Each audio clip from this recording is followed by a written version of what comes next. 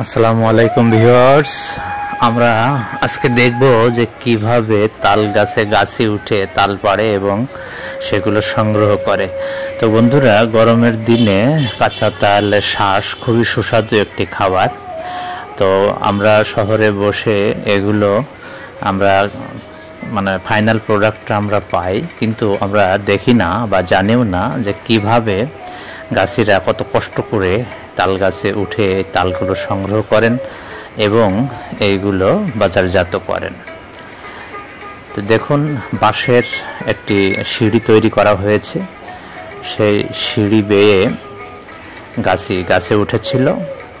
অর্থাৎ দেখুন, বাঁশটা কিছু অংশ রেখে দিয়ে একটু উঠার জায়গা রাখা হয়েছে। দেখুন কিভাবে সে উঠার ভিডিওটা আমরা করতে পারিনি, কিন্তু তার নামার ভিডিওটা আমরা করছি। দেখুন, গাছি আস্তে আস্তে আস্তে আস্তে নেমে আসছে।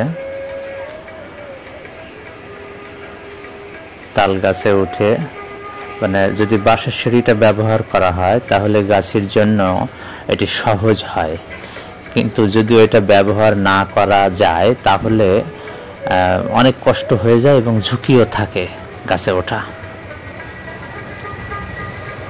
এজন্য বাঁশের সিঁড়ি দিয়ে ওঠাটাই খুবই ঝুঁকিপূর্ণ, খুবই নিরাপদ, ঝুঁকিপূর্ণ থাকবে না আর কি। তো তারপরে দেখুন, তালগুলো সংগ্রহ করে সে বাজারজাত করবে। তো ভিডিওটি দেখার জন্য সবাইকে অনেক অনেক ধন্যবাদ।